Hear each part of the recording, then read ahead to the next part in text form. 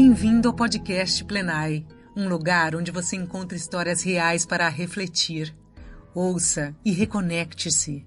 No episódio de hoje, o engenheiro e fundador da ONG Serendipidade, Henry Silberstein, conta como a sua vida deu uma guinada a partir do nascimento do Pepo. Mais do que um filho, o Henry ganhou um propósito, o pilar que ele representa neste podcast. No final do relato, você ouvirá reflexões do monge Satyanata, nosso convidado especial desta temporada, para ajudar você a se conectar com o seu momento presente. Aproveite este momento, observe os seus sentidos e abra-se para uma nova visão sobre o mundo e sobre você mesmo.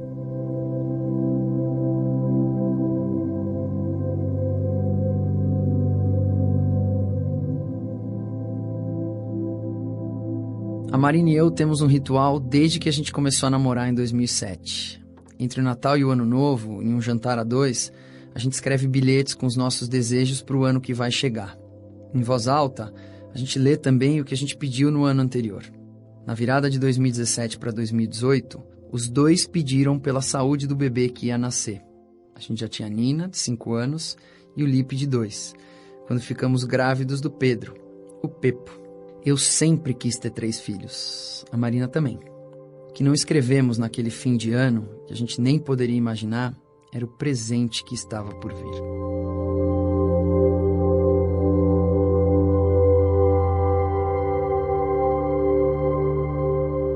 A gravidez do Pepo, como as outras duas, foi normal, sem nenhum tipo de intercorrência. A gente fez todos os acompanhamentos com a mesma médica, no mesmo consultório. Fizemos todos os exames possíveis e imagináveis que nos foram apresentados e nenhum deles apontou nenhum risco de anormalidade.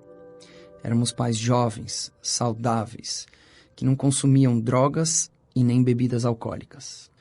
Ou seja, todo um cenário para que tudo caminhasse dentro do que são as situações mais típicas.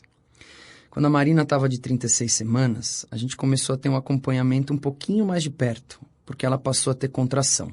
A médica falou, o fluxo do cordão umbilical de oxigênio não é que está ruim, mas não está como eu gostaria. 2 dias depois, a mesma médica disse, já tem um pouquinho de dilatação. Vamos induzir para o Pedro nascer de parto normal, se ele quiser. Esse foi o único dia da gestação que a Marina teve um feeling ruim. Eu lembro que quando a gente saiu da médica e entrou no carro, a Marina desabou, começou a chorar. E eu falei, fica tranquila, tá tudo bem.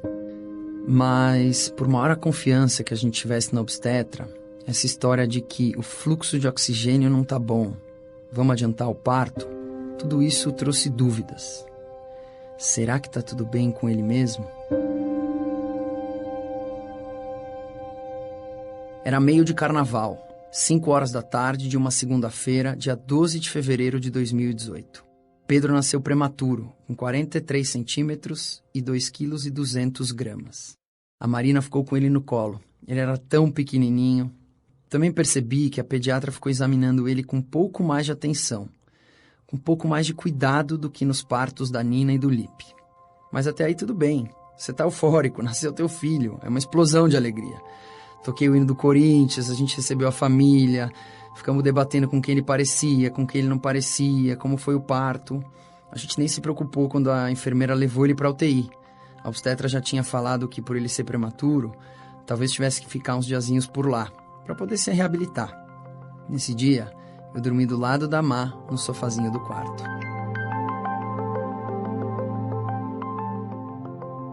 No dia seguinte, acordei umas 6 da manhã e desci para tomar café. Quando eu tô voltando...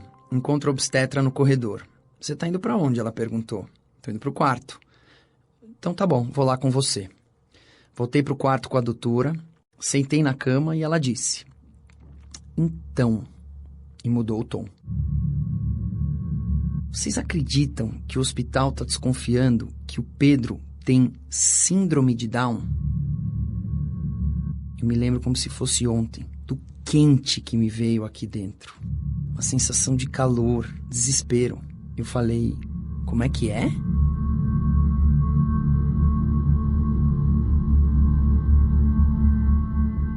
O meu nível de informação sobre a trissomia do cromossomo 21, nome técnico da síndrome de Down, era praticamente nulo. Eu não tinha a menor ideia do que era. E o pouco que eu sabia não me deixava muito animado, para dizer o mínimo. A real é que a minha primeira sensação foi a pior possível. Eu falei tremendo: doutora, como assim?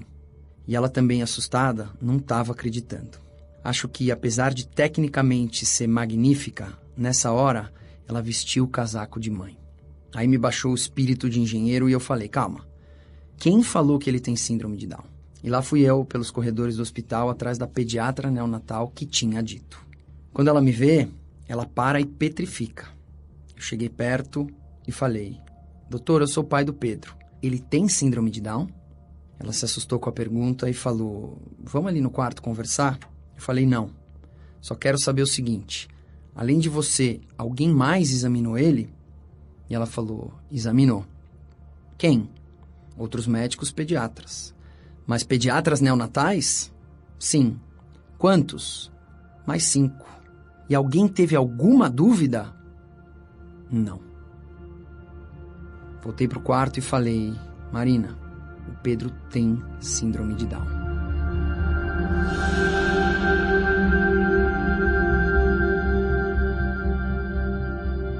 Eu nunca vi uma morte de perto, a não ser a dos meus avós, que já estavam bem velhinhos, e aí eu acho que é diferente.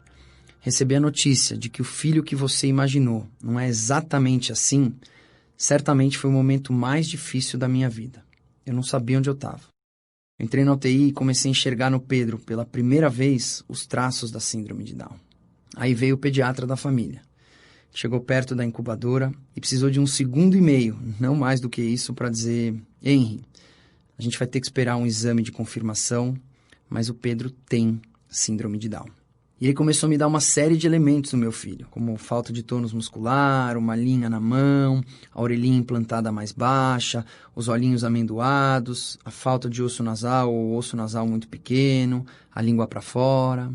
Quando os meus pais chegaram no hospital, eu levei eles na salinha da UTI neonatal e dei a notícia. Minha mãe é que nem eu, chorona, emotiva. Se o neto tocar do ré mi fá, ela vai chorar, então já estava acostumado.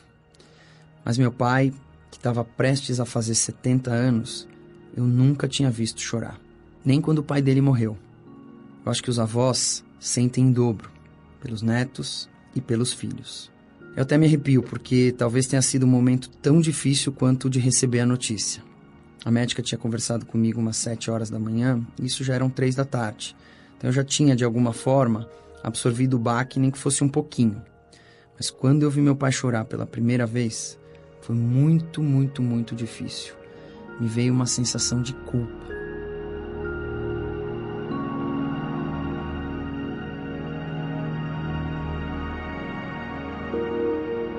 A primeira vez que eu fiquei no quarto só com a Má, a gente se abraçou e chorou muito. E essa cena se repetiu por várias vezes, até o Pepo sair da UTI 22 dias depois. Desde antes do Pedro nascer, a gente não planejava anunciar o nascimento dele nas redes sociais, porque a gente não estava querendo, no terceiro filho, receber muita gente no quarto. Tanto é que não tinha nem brigadeiro, lembrancinha, nem nada. Só que eu comecei a encontrar pessoas, conhecidos no corredor do hospital, e passei a ficar incomodado com o fato dessas pessoas poderem imaginar que eu estivesse escondendo a deficiência do meu filho. Então eu decidi postar um texto no Facebook. E a partir de então, eu comecei a receber muitas mensagens. Muitas clichês, do tipo: filhos especiais são para pessoas especiais, Deus não confia missões mais difíceis do que as pessoas podem carregar, vocês são uma família do bem, então nada vem por acaso. Só que essas mensagens, apesar de me confortarem, não tocavam o meu íntimo. Até então, eu confesso, eu estava encarando aquilo como um castigo. Eu questionei Deus muitas vezes, do porquê que ele tinha me mandado um filho com síndrome de Down, se eu me considerava uma pessoa boa. E eu não tenho vergonha de falar isso, porque é verdade, era como eu estava encarando a situação. Até que chegou a mensagem da Silvia, uma amiga que também tem uma filha com síndrome de Down. E a Silvia me falou, baseada na experiência dela, que na verdade ter um filho com síndrome de Down não é uma coisa ruim, é o contrário, é uma oportunidade de vida, de poder tê-lo do nosso lado e poder enxergar o mundo através de uma outra perspectiva. É poder valorizar as pequenas coisas, poder respeitar as individualidades alheias, poder entender que talvez o mundo não seja como a gente enxerga e que existam outras possibilidades. E que tudo isso fazia a vida valer a pena. E eu fiquei em prantos quando ela falou isso pra mim. E foi ali, 8 dias depois que o Pepo nasceu, que tudo começou.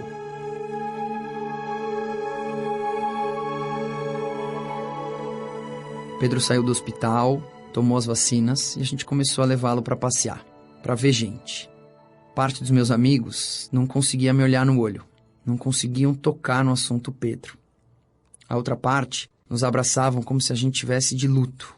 Foram muitos os abraços, os tapinhas nas costas, falando: que barra, conta comigo. E eu pensava: conta comigo para quê? Apesar de ninguém escolher ter um filho com deficiência, a gente estava tentando extrair o melhor daquela situação. Eu acredito que as pessoas vão encarar o teu filho da mesma forma como você encara ele. Então, se eu estava encarando o Pedro como alguém capaz, repleto de possibilidades, era muito provável que as pessoas também iam enxergá-lo da mesma maneira. E aí, então, a gente resolveu abrir uma conta de Instagram para dividir um pouco do nosso dia a dia.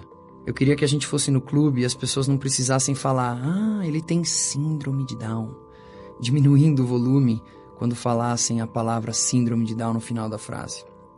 Eu não queria que os outros tivessem dedos para falar da deficiência do meu filho, porque a deficiência faz parte da personalidade dele, faz parte das características dele, mas não é o que o define.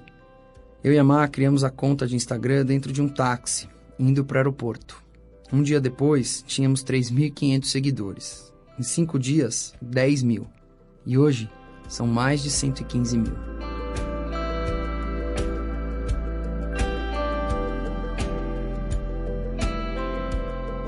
Eu nasci numa família que sempre me educou a respeitar a diversidade, mas ela não fazia parte do nosso dia a dia. Eu nunca tive preconceito no sentido ruim da palavra, mas ao mesmo tempo eu achava que aquilo não me pertencia. Quando você vive uma vida inteira com pessoas da mesma cor de pele que a tua, da mesma classe social, com as mesmas condições físicas e cognitivas, você pode até não ter preconceito, que já é um bom começo. Mas certamente você vai sentir uma barreira quando cruzar com alguém que não se encaixe nesses padrões. Então, eu fico aflito quando eu penso que o meu filho vai sofrer com essas barreiras, porque eu sei que ele vai encontrar algumas.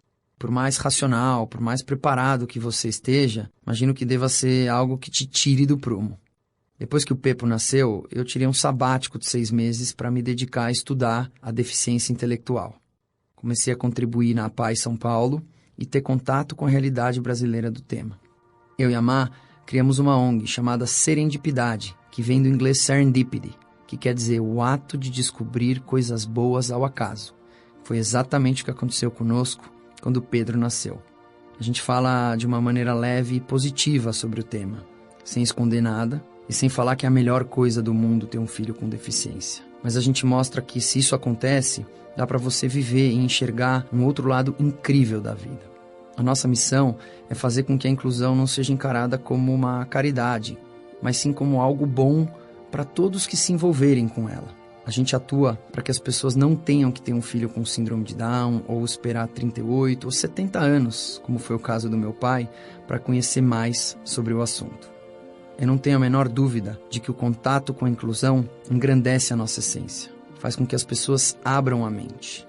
A diversidade nada mais é do que a liberdade que as pessoas têm de viver como elas são ou como elas querem ser. O Lipe ainda é pequeno para entender o que é a síndrome de Down, mas a Nina já entende. Outro dia ela me perguntou se o Pedro vai ter filhos. Aí eu falei: filha, ele vai ter se ele quiser e se ele puder. Mas se ele tiver, você gostaria que o filho dele nascesse com ou sem síndrome de Down? E ela me disse: papai, tanto faz.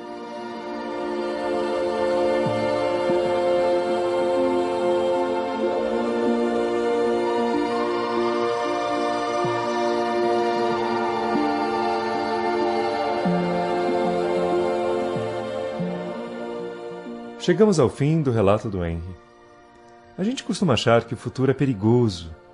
Por isso, cria um cenário hipotético e se convence de que é o único panorama viável e seguro.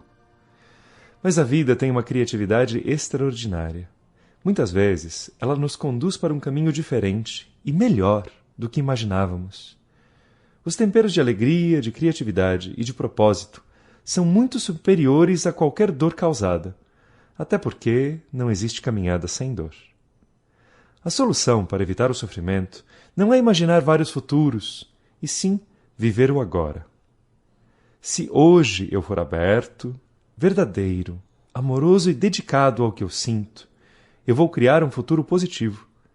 Foi isso que o Henry começou a descobrir, quando transformou a condição do Pepo em um propósito. Muita gente vê o propósito como uma tarefa. Na verdade, ele é um estado de espírito, no qual você se predispõe a estar alinhado com um tema e a vibrar no presente aquilo que você quer para o futuro.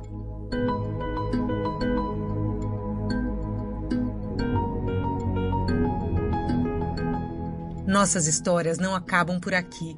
Acompanhe semanalmente novos episódios e confira nosso conteúdo em plenai.com e no perfil @portalplenai no Instagram.